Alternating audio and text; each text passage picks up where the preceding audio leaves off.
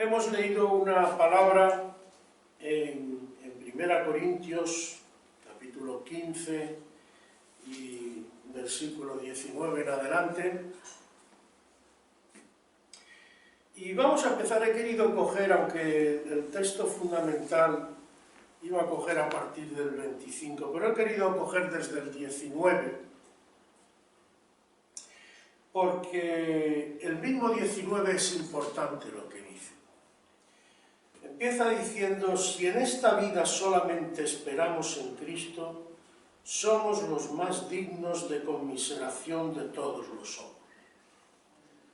¿Qué nos está diciendo aquí el apóstol inspirado por el Espíritu Santo?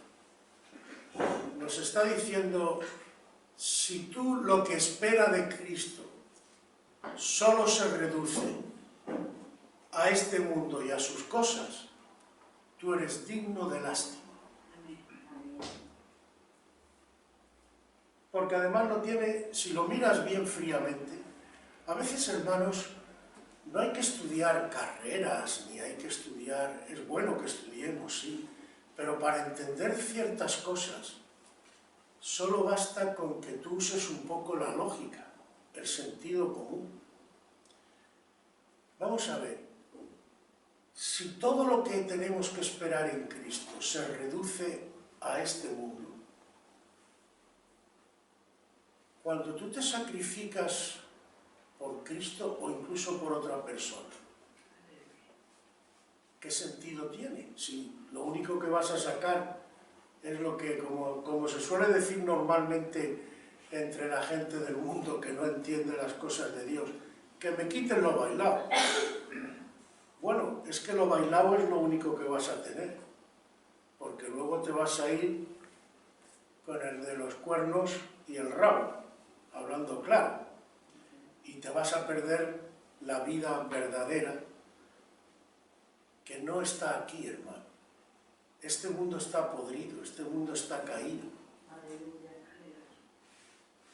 La vida verdadera, nuestra vida, nos dice la Biblia que está escondida con Cristo y que se manifestará cuando Él vuelva. Esa es la verdadera vida. Esa es la vida en la que vamos a gozar y a disfrutar, y como el Señor dice, toda lágrima se quitará y toda tristeza, y los corazones estarán llenos de gozo. Esto no es la vida verdadera, esto es un peregrinar, es un ir de camino, es un prepararnos. Por eso el apóstol es claro. Ahí vemos como la palabra de Dios nunca nos miente. Nos puede gustar o no nos puede gustar. Nos puede muchas veces chocar, porque nuestra mente carnal no da a todo lo que el Señor da. Pero Dios es claro, no te miente. Fijaos si es claro y no te miente, que te dice que si tú solamente esperas en Él para este mundo y para las cosas de este mundo, tú eres digno de lástima, porque estás esperando ¿qué? ¿Y qué pasa además con criaturas, por ejemplo? Imagínate cuántos hermanos nuestros, por ejemplo, han podido morir en los campos de concentración.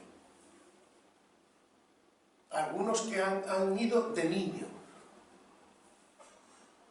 ¿Qué pasa con esa gente?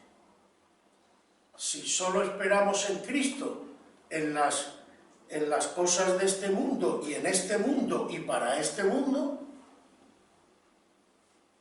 esa gente lo único que ha conocido ha sido terror, sufrimiento y dolor. ¿Eso es todo lo que van a sacar?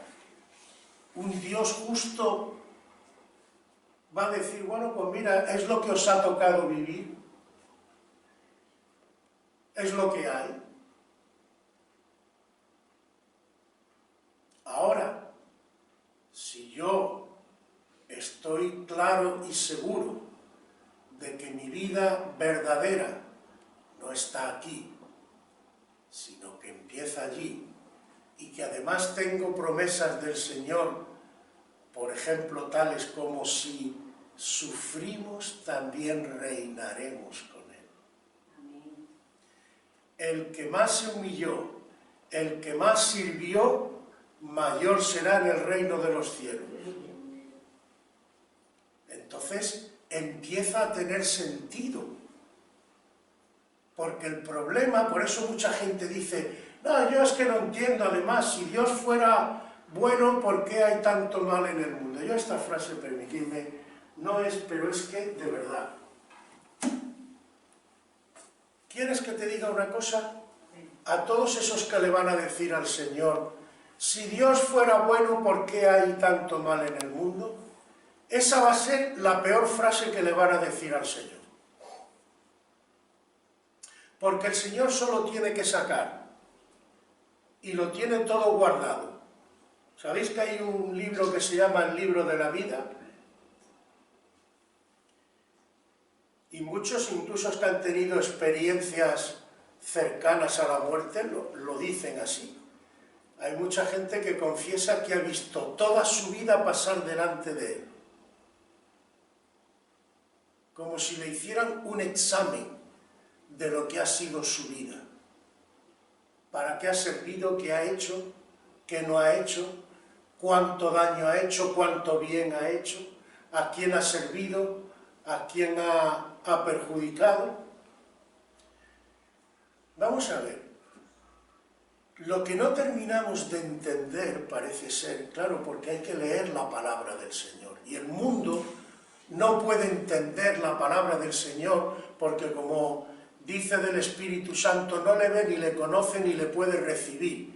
Y esto es una palabra del Espíritu. Y sin el Espíritu estás, como dicen en mi tierra, a dos velas. Amén. Y no puedes. Y no lo entiendes, claro. Porque 1 Corintios capítulo 2 dice que las cosas de Dios se han de discernir espiritualmente.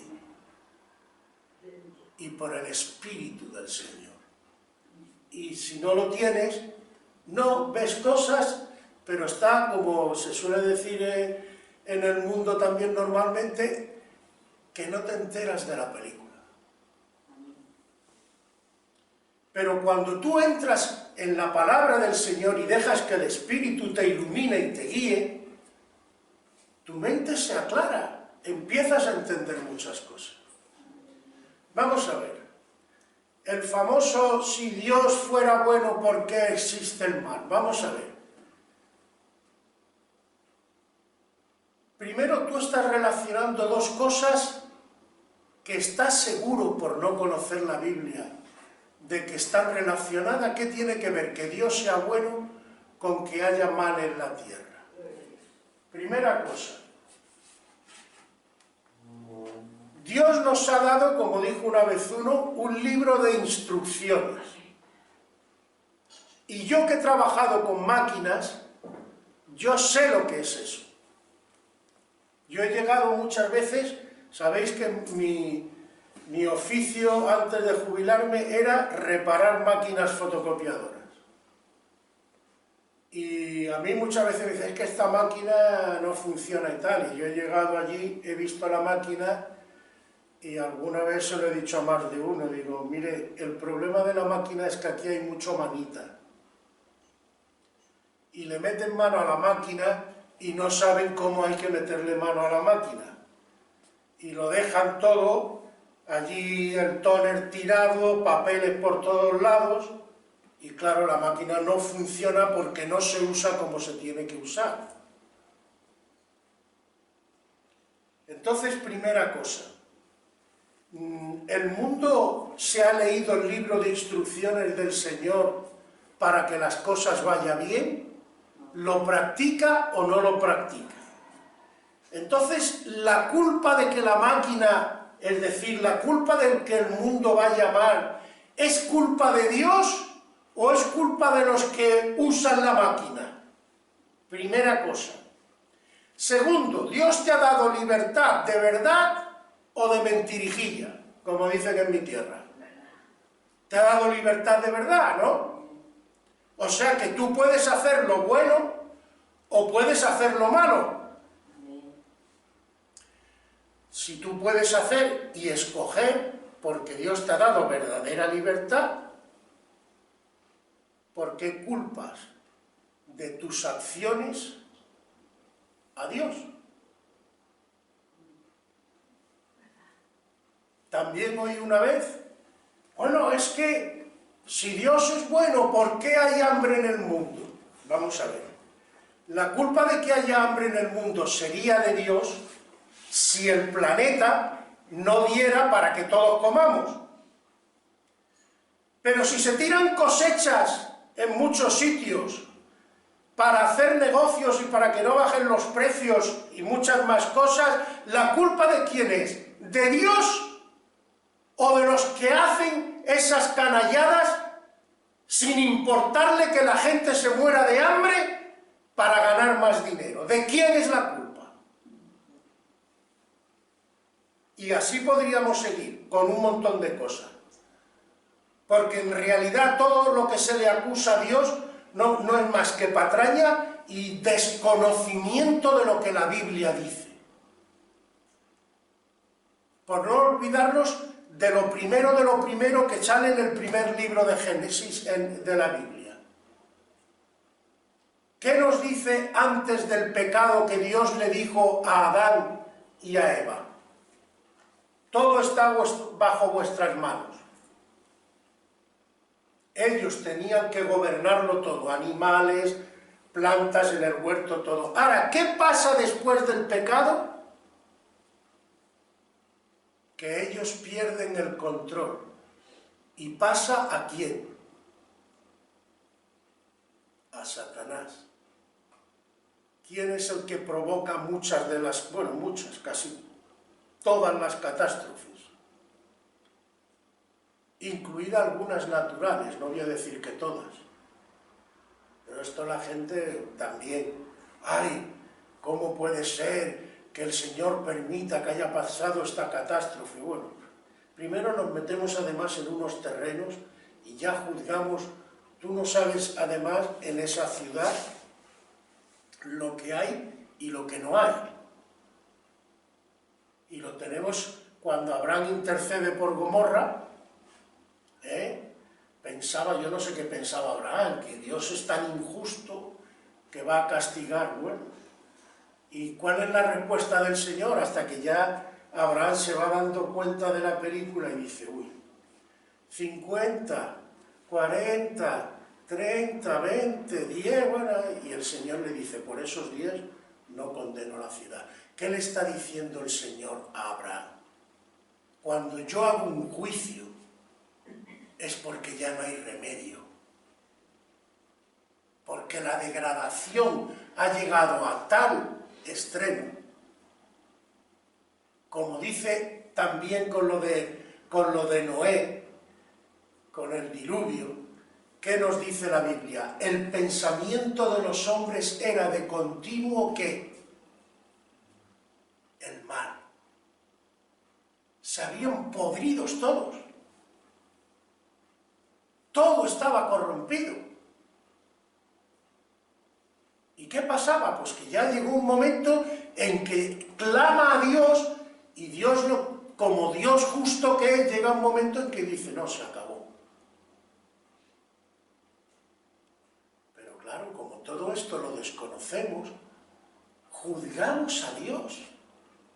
Tenemos la osadía de juzgar a Dios sin ni siquiera conocer lo que Él nos ha dicho. Y claro, así nos va y así le va al mundo. Pero Dios, cuando tú te lees de verdad su palabra y meditas en ella, la palabra te va a hablar claro y te vas a dar cuenta que la palabra no te engaña y que la palabra está toda en armonía, toda en armonía. Pero claro, hay que discernirlo como dice la propia palabra, espiritualmente. Si tú vas a coger las cosas de Dios carnalmente, nunca te vas a enterar de nada. Es imposible. Porque la carne y el espíritu, ¿qué nos dice la palabra? Que chocan. Entonces tú no puedes armonizar nuestros criterios carnales con los criterios espirituales de Dios. No te vas a enterar nunca de lo que hay. Y el Señor, lo primero que nos dice aquí es que si solo en esta vida espero en Cristo, soy digno de lástima, hablando claramente. Es decir, como cristiano, yo tengo que tener claro que en este valle de lágrimas yo estoy solamente de paso, pero que mi verdadera vida empieza cuando Cristo venga. Y cuando los muertos sean resucitados, porque es de lo que está hablando. Dice el versículo 20, mas ahora Cristo ha resucitado de los muertos.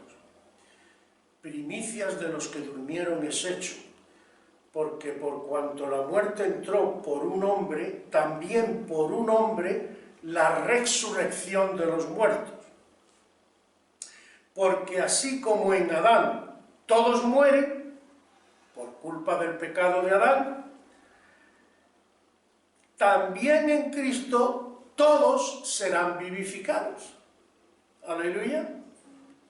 Pero cada uno en su debido orden.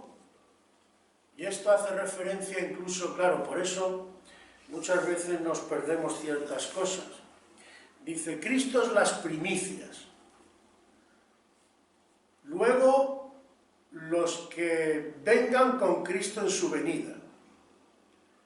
Y luego cuando venga el juicio final. O sea, habrá 3 resurrecciones, o 3 momentos de resurrección. Pero esto hace referencia a algo que Israel conocía muy bien. En las fiestas que ellos tenían... Perdona un momento, que te hago una pregunta, consecuencia de lo que está hablando. Sí. Esto que está pasando ahora de la guerra y todo eso, estos son los dolores de parto, ¿no? Bueno, sí, parece que apunta a que el mundo se está preparando para... Habrá guerra, ¿no? Habrá guerra antes de que venga el Señor y la arrebate, ¿no? Es una de las señales, habrá guerras y... por todos lados, nación contra nación, sí. Eso es lo que dice, principios de dolores son estos, y todo eso van a ir pasando una serie de cosas hasta que venga la venida del Señor y se manifieste en gloria. Vale. Pero aquí yo no lo tenía claro. Sí, van por ahí los tiros. Lo que pasa es que el día y la hora solo lo sabe el Señor. Sí. Y es inútil, además, porque Él ha dejado claro que el día suyo va a ser como un ladrón que viene de noche. O sea, no te lo van a tocar con trompeta y te va a decir que el ladrón viene. O estás pendiente, o sencillamente va a venir y tú te vas a quedar. Entonces, es inútil quererle poner fechas, porque Dios mismo te ha dicho que no. Sí, que no lo saben ni los ángeles. El día que Exacto, viene. solo lo sabe mi Padre Celestial. Amén. No sabemos si ahora ya, como está en el cielo, su Padre ya le ha dicho algo o no. Pero, de todas maneras, que lo sepa Él y su Padre, muy bien, pero ya está. No lo sabe nadie más. De todas maneras, si Él mismo dice, porque dentro de la Trinidad cada uno tiene su ministerio, y el Padre pone los tiempos y las sazones, Cristo pone los ministerios y el Espíritu Santo los dones y trabaja a las personas, pues evidentemente no me imagino a la Trinidad que trabaja en perfecta armonía y nos ha dejado un ejemplo para nosotros, que ojalá lo pusiéramos en práctica, de cómo trabajar en perfecta unidad y armonía. No me imagino, como digo, interfiriéndose unos a otros. Y si el Padre es el que pone los tiempos y las sazones, el Hijo respeta el ministerio del Padre. Y el Padre respeta y glorifica el ministerio del Hijo. Y el Hijo respeta, juntamente con el Padre, la obra del Espíritu Santo, que es el ministerio que ahora se está desarrollando. Bueno, hay otro que ahora os diré algo del Señor. Pero ahora, ¿quién está trabajando en la tierra en medio de nosotros? ¿quién prepara la iglesia? El Espíritu. El Espíritu es el que está obrando en cada uno de nosotros. Entonces, lo que estaba diciendo es que aquí dice que Cristo es las primicias. A ver, había una serie de fiestas en Israel, lo podéis ver en el Antiguo Testamento cuando habla de las fiestas y todo eso. En el Pentateuco, sobre todo en Levítico, en Éxodo, en Números, ahí te ponen las fiestas y cómo se celebraban. Y entonces las primicias hace referencia a las primeras espigas que daban los campos. Entonces, lo primero que salía, por eso se le llaman las primicias, y se iba al templo y se cogía un manojito de espigas y se presentaban en el templo. Luego venía Pentecostés, que era la primera cosecha ya como tal, es decir, cuando ya esas espigas daban los granos y daban el fruto. Entonces, en esa segunda, en Pentecostés, no se presentaban las espigas, sino se presentaba ya el pan hecho, o sea, el fruto que ya empezaba a dar. Y finalmente venía la fiesta de la cosecha final, que era la fiesta de los tabernáculos y de la última cosecha, como si dijéramos, la cosecha tardía, ¿no? Entonces, esto está representando, o se está comparando aquí en la palabra del Señor, esos tres momentos. Por eso dice que las primicias es Cristo, es decir, el primer resucitado es Jesucristo y es el que abre, y es el primer fruto que da la tierra, Jesús, Él solo. Él es las primicias. Luego viene Pentecostés. ¿Qué pasó en Pentecostés? ¿Os acordáis? Que se derrama el Espíritu Santo y viene la primera cosecha, los primeros cristianos. Y falta la fiesta de los tabernáculos. Aleluya, que será cuando todo se recoja la última cosecha de cristianos del mundo, ¿no? Cuando ya el Señor vuelva y tal. Entonces con las resurrecciones pasa algo parecido. La primera resurrección es la del Señor, la segunda resurrección es la de los cristianos que de verdad hayan sido cristianos, que serán resucitados poco antes que el Señor venga, a los que se unirá una generación de cristianos que no van a ver la muerte, que serán los que serán arrebatados, como dice el apóstol Pablo, al cielo, y se encontrarán allí con el Señor y con los que el Señor ha resucitado cristianos antes de venir a la tierra, es decir, allí nos veremos todos, pero eso solo es de cristianos. Ahora, al final, cuando venga el gran juicio, el Señor dice que ahí ya nos va a resucitar a todos. Y entonces hará el juicio. Y ya eso el Señor sabe. Pero digamos que en teoría, y bueno, tampoco soy un súper, creo que no me dejo nada, pero no quiero pontificar tampoco sobre esto, pero en teoría, según la palabra, hay tres resurrecciones. Cristo, los cristianos y el resto. Aleluya. Bueno, pues aquí está haciendo referencia a eso. Dice, Cristo es las primicias, pero cada uno en su debido orden. Cristo las primicias, luego los que son de Cristo en su venida, luego el fin, cuando entregue el reino al Dios y Padre. Y aquí viene lo importante, hermanos. Cuando haya dice, cuando haya suprimido todo dominio, toda autoridad y potencia. Esta es una parte del ministerio del Señor que se suele hablar poco, pero el Señor me ha puesto que hoy lo hablemos.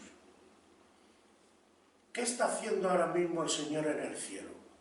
¿Está haciendo algo o está simplemente tocando el arpa? Bueno, yo no voy a entrar en todo lo que el Señor pueda o no pueda hacer, porque Él es Dios y Él... Pero hay dos cosas que la palabra me revela que sí hace. Como lo revela la palabra, eso es fijo. ¿Qué dos cosas me revela? Que está reinando, es rey, y que es sacerdote, intercede por nosotros. Aleluya. Entonces, estas dos cosas que a veces no pensamos en esto son importantes. Él como rey tiene una sublevación, que son los demonios y Satanás, y el Padre le ha dicho que tú vas a reinar hasta que todos tus enemigos sean puestos por estrado de tus pies. Entonces, una de sus funciones es que, y de hecho yo le estoy pidiendo, en fin, por otras razones, pero bueno, le estoy pidiendo mucho al Señor que dos cosas. Porque el Señor dice en un sitio, que tiene que ver con esto también, dice que Él ha venido para destruir la obra del maligno. Entonces, todo lo que el maligno está haciendo de malo en el mundo, el Señor lo va a destruir. Y va a cambiar el odio por amor, va a cambiar la desunión por unidad, etcétera, etcétera, etcétera.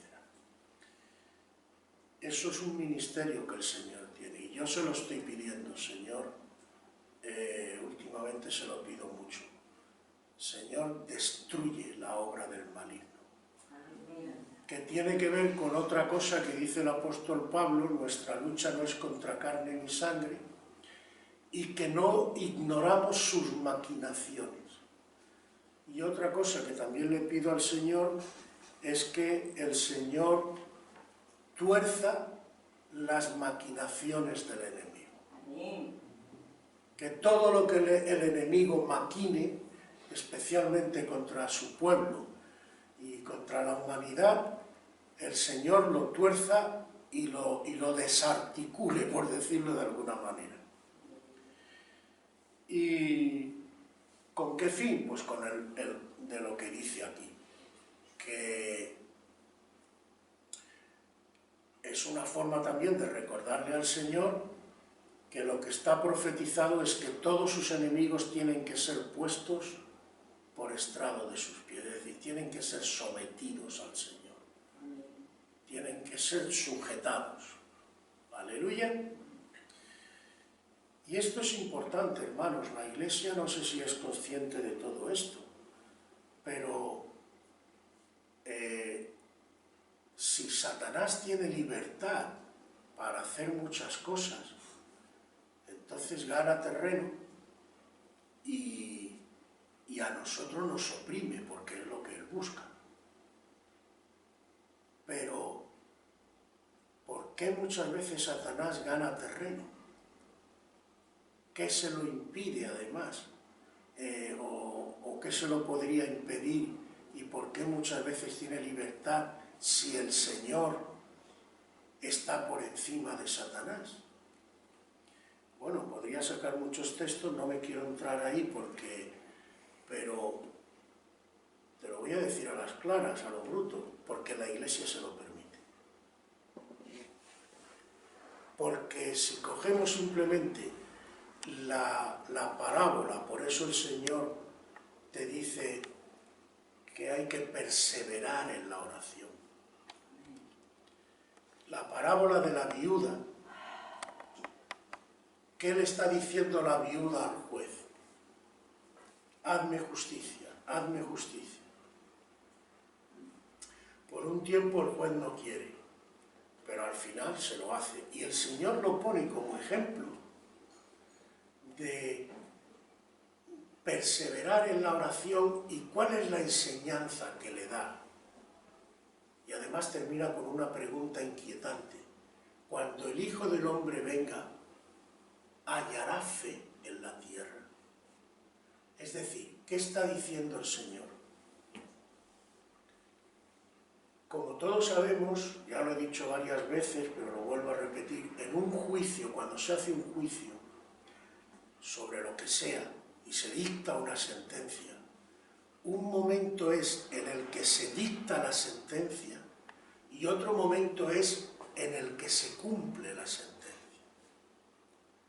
Entonces, supongamos que, yo qué sé, yo y Samuel nos hemos peleado y yo le he dicho que me debe 100 euros, por ejemplo. Vamos a juicio, pues sí, porque tú me has estafado, no sé qué.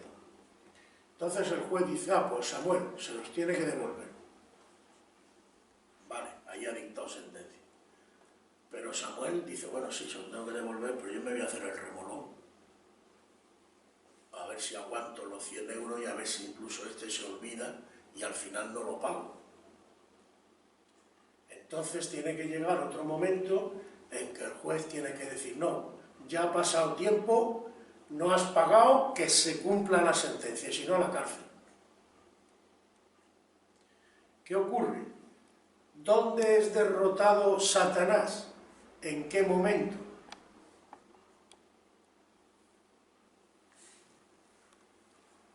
En la cruz, ¿no? Ahí se dicta sentencia. Satanás está ya condenado y no tiene solución. Ahora, no solo ha sido condenado, ha sido desposeído.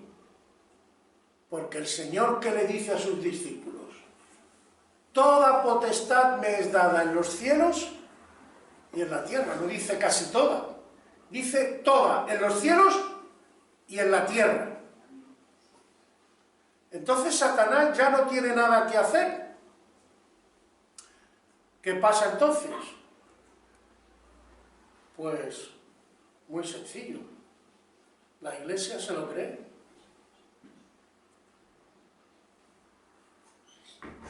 Porque lo que Dios espera, y es lo que anhela, es verdadera fe en su pueblo.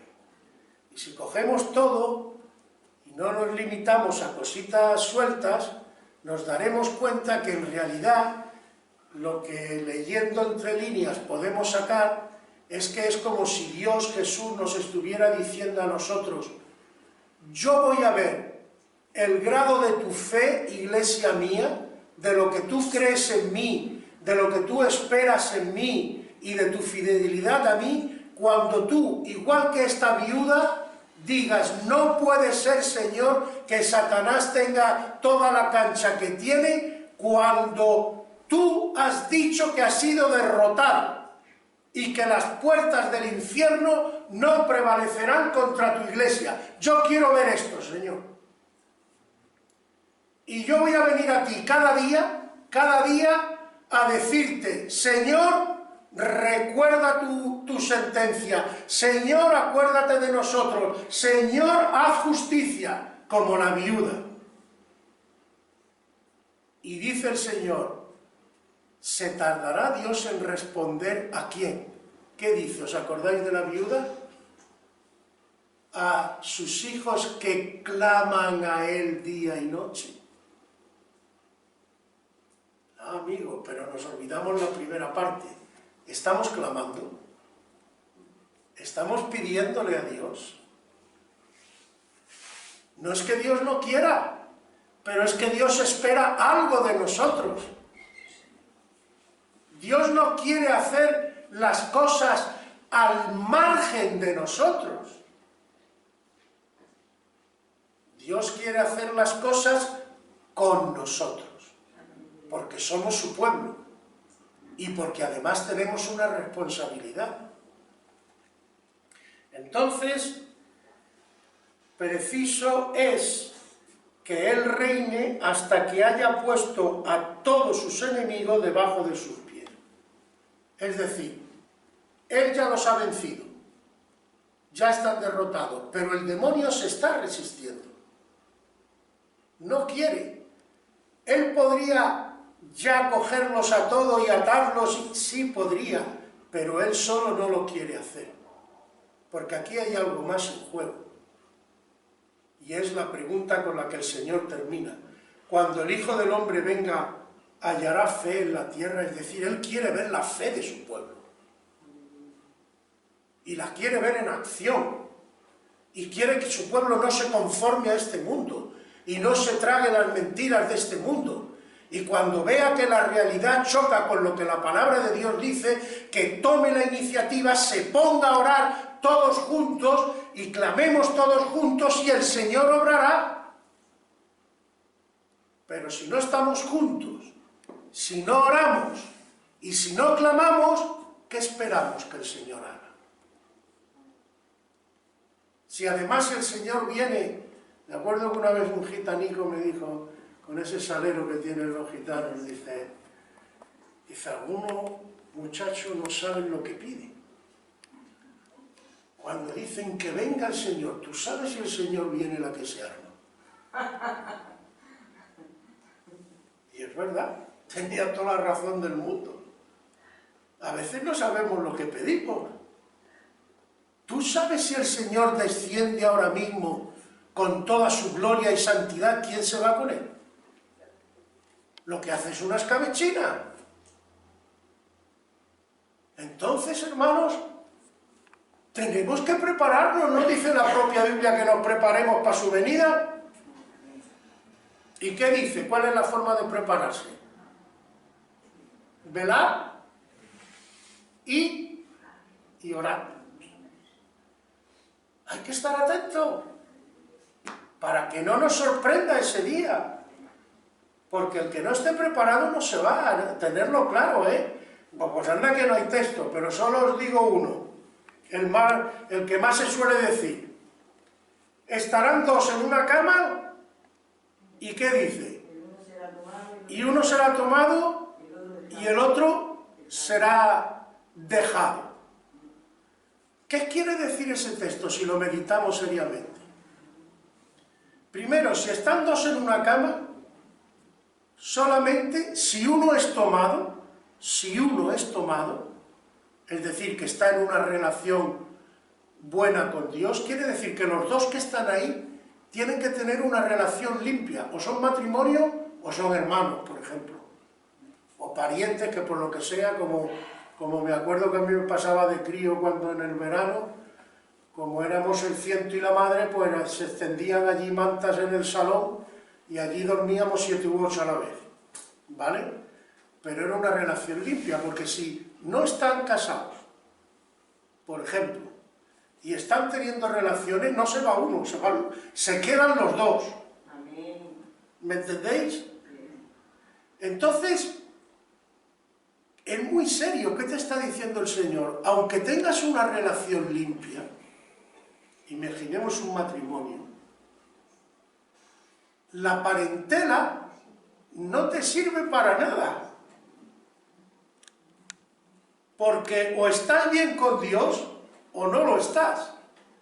Y no puedes decir, por ejemplo, qué sé yo, no, es que yo soy el marido de fulanita, que fulanita no falla en la iglesia. Bueno, sí, pero se va fulanita, tú te quedas. Porque aquí no se trata de que tú estés con fulanita, aquí se trata de que, ¿qué estás haciendo tú? Esto es personal e intransferible.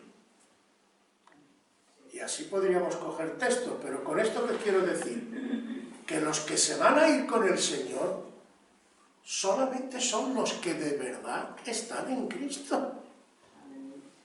No nos llamemos a engaño, cuidado con lo que hacemos y cuidado con por dónde vamos.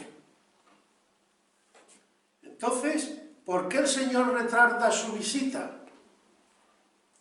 No será porque tiene misericordia y quiere que todos se conviertan. Ahora, ¿qué estamos haciendo nosotros para que los que están alrededor nuestro se conviertan? ¿O queremos que se queden? ¿Vamos a colaborar con Cristo? Amén. Pues ahí tenemos faena. ya. Y prepararlo nosotros mismos. Entonces, Dios quiere contar. Es preciso que Él reine hasta que, si dice hasta que, es que hay un tiempo. Aunque Él tiene todo el poder, evidentemente lo vemos, ¿no? Porque si no, por eso te digo, el Señor no te engaña. Tú podrías decir, bueno, pero tú dices aquí que tienes todo el poder. Sí, yo tengo todo el poder, pero yo estoy esperando llegar a un momento en que yo actuaré y suprimiré a todos. Pero para que yo haga eso, vosotros tenéis que hacer algo. Y hasta ese momento yo estoy esperando. Estoy aquí, estoy intercediendo por vosotros, estoy quitando barreras, estoy trabajando en mi pueblo, sí, pero vosotros no vais a estar tan tranquilos, así como diciendo, venga, Señor, yo estoy aquí viendo películas porno, pero tú eres bueno y tú me lo vas a solucionar todo. No. No van los tiros por ahí. Nosotros no podemos ser pasivos. ¿Sabéis que hay un versículo que es terrible? Yo cuando me lo dijo Alberto Araujo, a mí aquello me fue como una espoleta. No me acuerdo dónde está, no sé si es el proverbio, pero dice literalmente, maldito el que hiciere la obra del Señor indolentemente. ¿Qué? En Jeremías. Es decir, maldito el que pretendiere servir a Dios de una forma, indolentemente significa sin poner tu alma y tu corazón en lo que haces, por decirlo de alguna manera. Todos estos, en fin, por eso digo, a mí como ministerio me puso los pelos como escarpias. Y lo primero que le dije, Señor, líbrame de esto. Lo que viene a decir es que si tú simplemente estás con un espíritu religioso, yo voy, yo hago, yo tal, al final serás maldito. Porque el Señor es demasiado importante para tomártelo a broma o a cachondeo, o tomártelo como si fuera algo así. No, no, no. Un siervo de Dios tiene que servir a Dios con su espíritu, alma, mente y con todo su ser. Y no te puedes tomar a broma estas cosas. Dice, y el postrer enemigo que será destruido es la muerte, porque todas las cosas las sujetó debajo de sus pies, y cuando dice que todas las cosas han sido sujetadas a él, claramente se exceptúa aquel que sujetó a él todas las cosas. Es decir, el Señor mismo, y esto nos tiene que servir, y ya vamos terminando, el Señor mismo, siendo el Señor, se sujeta en todo a su Padre.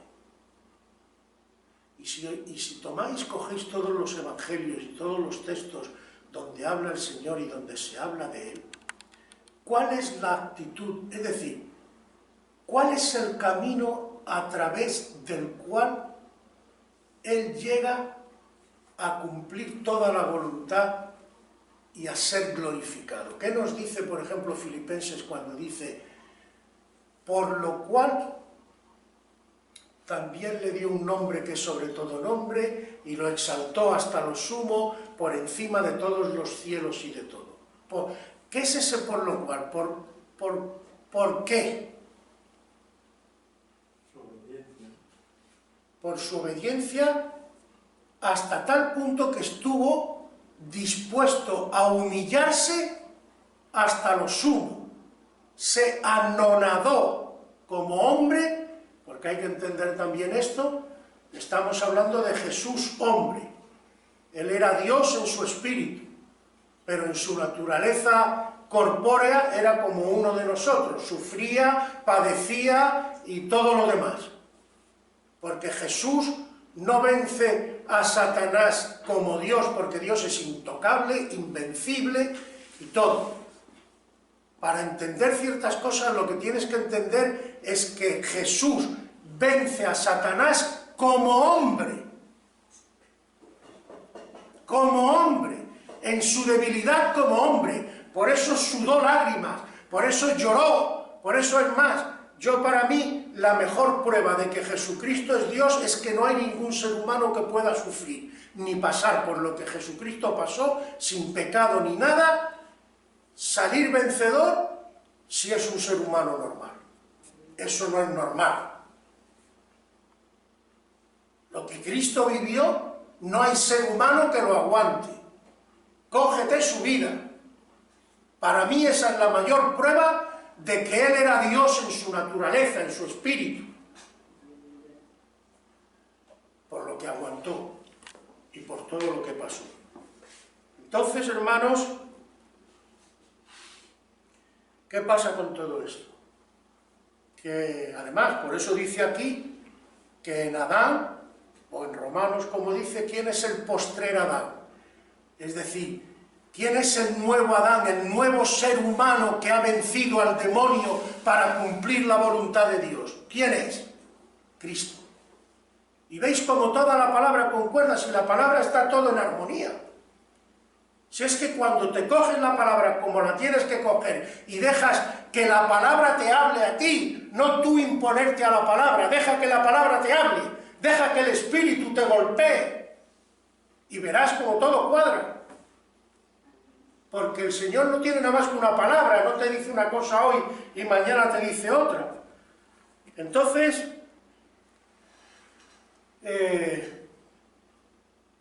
el Señor reinará, someterá y Él mismo se sujetará al Padre. Esto muchos no se hacen ahí cada cosa,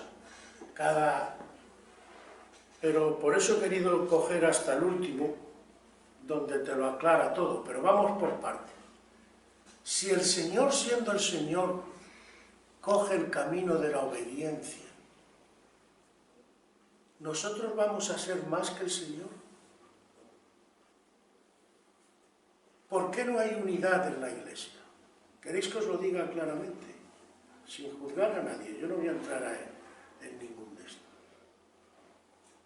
Pero te lo voy a decir, porque quiero que me entiendas. ¿No será porque cada uno busca lo suyo? ¿Tú crees que si todos a una buscáramos la voluntad de Dios y estuviéramos sometidos totalmente a Dios y no quisiéramos lo nuestro, sino lo que es de Dios, ¿tú crees que estaríamos como estamos? Yo creo que no. Lo que pasa es que de boquilla hablamos mucho, pero a la hora de actuar, amigo.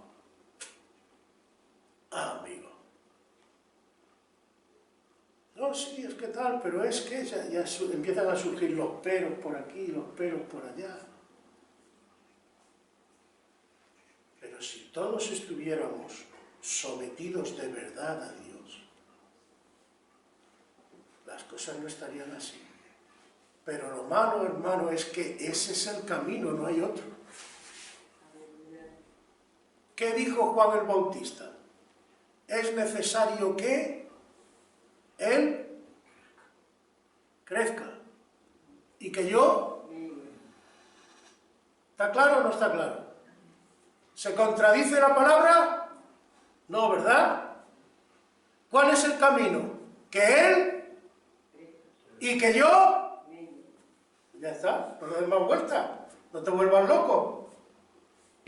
Aleluya. Más esté yo, menos está Él.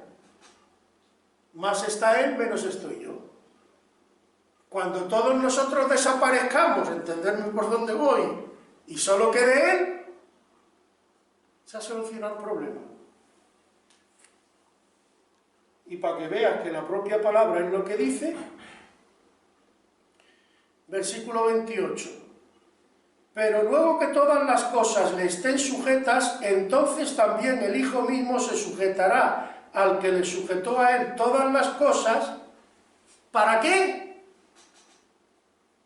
Para que Dios sea todo en todos. Para que Dios sea todo en todos.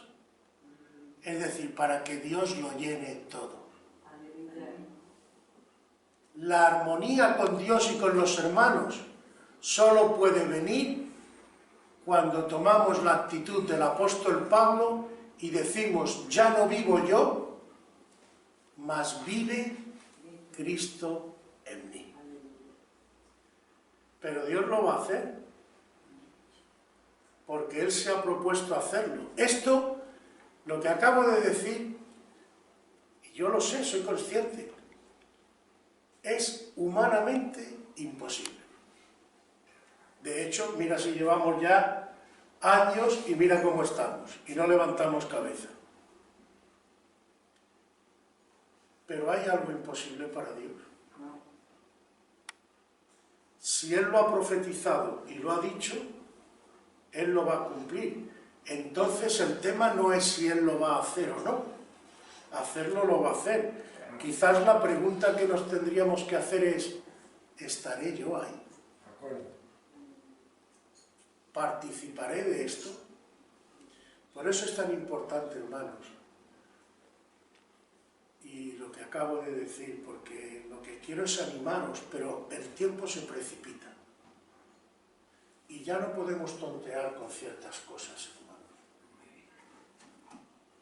Ya es tiempo de irse preparando, de irse santificando y de ir dejando atrás muchas cosas, porque de verdad os digo, nos puede sorprender y mucho con los acontecimientos lo que venga.